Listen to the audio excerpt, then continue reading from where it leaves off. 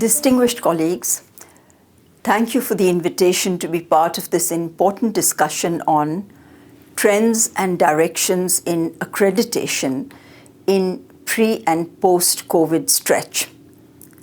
My topic today is quality assurance in a digital age. But first, a word about my organization, the Commonwealth of Learning, or COL. We work in 54 countries that span all regions of the globe. COL is an intergovernmental organization with the mission to help member states and institutions to use distance learning and technologies for expanding access to education and training. COL promotes learning for sustainable development. This means that learning must lead to economic growth, social inclusion, and environmental conservation. In this presentation, I will begin by outlining some of the key issues of our times and their impact on education, especially during the pandemic. I will then look at the emerging landscape of higher education and the implications for quality assurance. Finally, I will conclude with some of the concrete steps that suggest a way forward. Let us first look at two key issues that impact education in both developed and developing countries. These are the delays in achieving Sustainable Development Goal 4 and the disruptions caused by the pandemic over the past 2 years. First, as we know, SDG 4 aspires to ensure inclusive and equitable quality education and lifelong learning for all by 2030. Even before the pandemic, it was clear that the global community was far from achieving the targets it had set for itself. Targets include ensuring equal access to affordable and quality tertiary education, and that all learners acquire the knowledge and skills to promote sustainable development. So is higher education achieving these objectives? And how do we measure success? Second, as the pandemic engulfed the world, we found the greatest challenge related to digital infrastructure, lack of access to devices, connectivity, electricity. Teachers were not prepared for the sudden transition to online learning. Existing inequalities were further exacerbated. Most institutions had to pivot to emergency remote teaching. Many did not have adequate technology infrastructure. The mobility of international students plummeted, with countries losing large revenues from student fees. Budget cuts were imposed by governments, and research reliant on practical work and external collaborations suffered the most. A learning crisis was reported in most countries. As a study in the Netherlands shows, a learning loss of about 3 percentile points, with higher losses among students from less educated homes. How did the higher education sector respond to the pandemic? What were the trends? Due to closures, institutions adopted different approaches to teaching learners. We have seen the rise of hybrid learning, where some learners can study in person while others can opt for an online mode. Blended learning is a combination of both online and face-to-face interaction. And e-learning refers to the use of any digital device or multimedia for teaching and learning. We have also seen that purely online options do not work for everyone. The future will then be a blend of online and in-person approaches, using a range of technologies that are affordable, accessible, and available. Research shows that even in countries like the US and Canada, over 50% teachers require training on how to support remote students. Though one silver lining at this time has been the global acceptance of distance and online learning, as a study in the UK found, the majority of higher education students rated the quality of online learning as excellent. During the pandemic, we have seen another phenomenal increase in MOOC enrollments, not just of global brands such as Coursera, but also universities, which had previously hesitated to offer online courses, came forward to offer MOOCs, especially for professional development. Another development is that open educational resources were in high demand as teachers looked for quality digital content.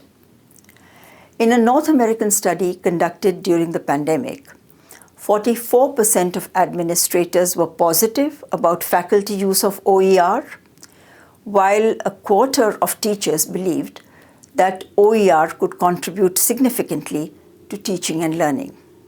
Formal assessments and proctoring systems suffered major setbacks during the pandemic, where institutions adopted innovative approaches to build flexible models and to make assessments more authentic. For example, the University of South Africa developed app-based assessments. Griffith University in Australia used oral assessments for the business program, and India introduced open book exams at scale. The recent EDUCAUSE Horizon report sums up 6 new trends in higher education: the widening of the digital divide, increased use of hybrid learning, demand for new skills, a focus on sustainable development, and a decrease in funding. How will we factor these developments into quality assurance? Quality assurance has been implemented in structured contexts. How will it embrace the growing trend towards openness? How will quality assurance and accreditation systems recognize new ways of teaching and learning? What changes will be needed in the internal and external quality assurance processes? Let us look at the implications of these developments for quality assurance. Traditionally, quality assurance has focused on inputs, process, and outputs, the kind of resources that are invested in institutions, the teaching and assessment practices adopted, and finally, the credentials awarded. QA has mostly been institution-centric. The focus is now shifting to learners and the learning outcomes they achieve. According to Sir John Daniel, the 4 pillars of quality assurance in distance education are personal support to each learner, high-quality multimedia materials, efficient administration, and teaching rooted in research. Since the pandemic has made everyone pivot to distance education, these parameters will be applicable to all education, whether at a distance or in person. Additionally, we have seen the emergence of OER, MOOCs, and micro-credentials. So what are the implications for quality assurance? Do we need different quality criteria? In OER, since anyone can adapt and adopt the content, who is responsible for the quality of the repurposed material? How do institutions ensure the integrity of their credentials? And what is the role of quality assurance agencies? For OER, quality dimensions of content such as accuracy, relevance, currency, pedagogic effectiveness in terms of learning design would apply just as they would to any content, whether it's open or closed. However, areas in which OER quality measures will be different would relate to reusability and openness. Is the content accessible even to learners with special needs? Can it be localized to suit other linguistic and cultural contexts? Are there barriers related to technology such as bandwidth or software requirements? Today, the situation is also changing as governments develop accreditation and recognition systems for MOOCs. India's MOOC platform Swayam provides a centralized directory of courses, and institutions decide which courses they will provide credit for. Up to 40% credits are transferable across institutions, and the host institution sends the grade directly to the students of the participating institutions. Here's another example where you can see that learners completing Malaysian MOOCs can both acquire credits and transfer them across institutions. After wide consultations, COL has developed guidelines for quality assurance and accreditation of MOOCs. Clearly, one size does not fit all, and localization for specific contexts is important. QA agencies need to consider how credit equivalence and transfer will be provided in such cases. Third, because of the new ways of learning, it is now possible to offer micro-credentials. Micro-credentials provide options for low-cost, flexible learning.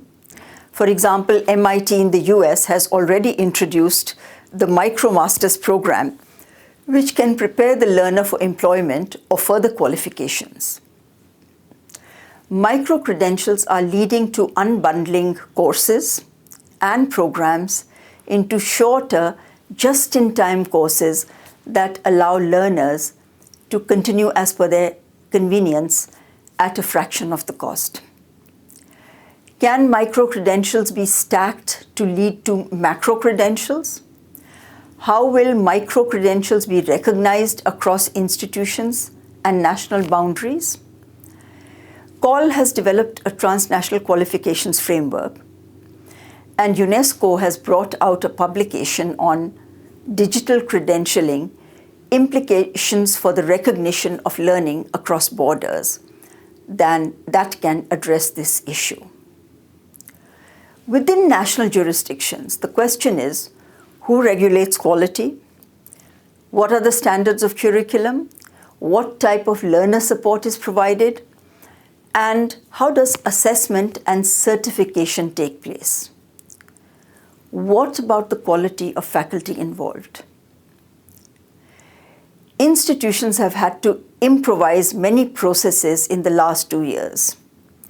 How can we build on existing experience to rethink the quality in education? First, we need to harness the potential of technologies.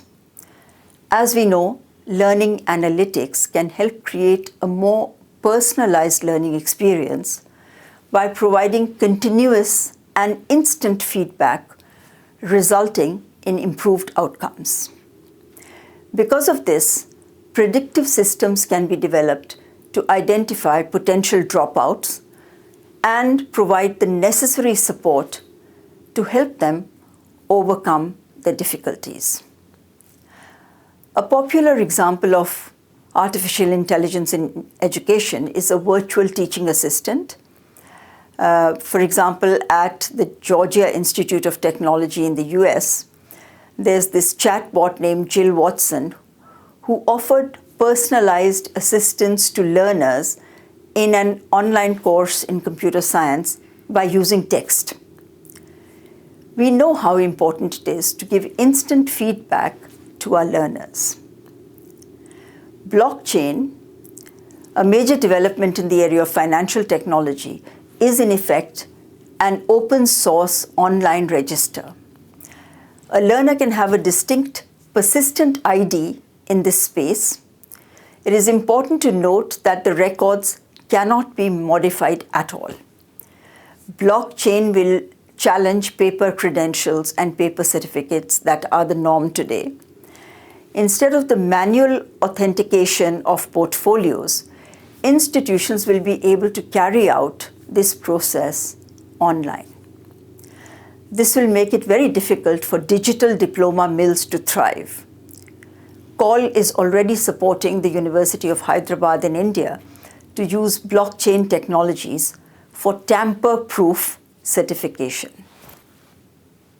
Second, the other consideration for quality is whether our graduates are employable and ready for the world of work. CALL has developed employability pathways which can be integrated into different programs and progress tracked. CALL has also developed employability guidelines for institutions which can be integrated into quality assurance frameworks. What can we learn from MOOCs about employability? MOOCs platforms allow us to offer free online courses to thousands of students around the world and are an important means for lifelong learning. A study of a Coursera MOOC platform indicates that MOOCs provide many tangible and intangible benefits.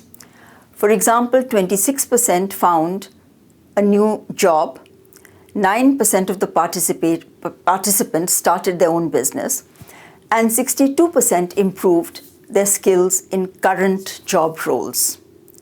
So is this the way forward for employability? The third aspect of improving quality is building the capacity of our teachers. Teachers are critical to quality teaching and learning, are producers of knowledge, developers of new pedagogies, and those who motivate and inspire learners. A targeted approach to teacher development will be key. Finally, how do we ensure that we leave no one behind? In Kemboja University in Uganda, when a student doesn't come for tutorial sessions for 2 consecutive weeks, the tutor gets on her bicycle and travels for miles to find out what the problem is. This culture of care is what really constitutes the culture of quality. Professor Kaul and I had edited a book on Towards a Culture of Quality, and we found that a culture of quality is an institutional culture that promotes the introduction of an internal quality assurance system where everyone takes ownership, values capacity building for implementing quality assurance, stresses accountability to stakeholders, and focuses more on learning rather than on instruction alone. UNESCO's recent report on reimagining our futures together stresses the need for collaboration and the principles of equity and inclusion. Pedagogy must move from emphasizing individual achievement to accomplishment that benefits society, and teaching must become a collaborative endeavor. This is a valuable blueprint for higher education for the future and a roadmap for transforming existing quality assurance policies and processes. So on that note, let me thank you for your kind attention and wish the conference every success.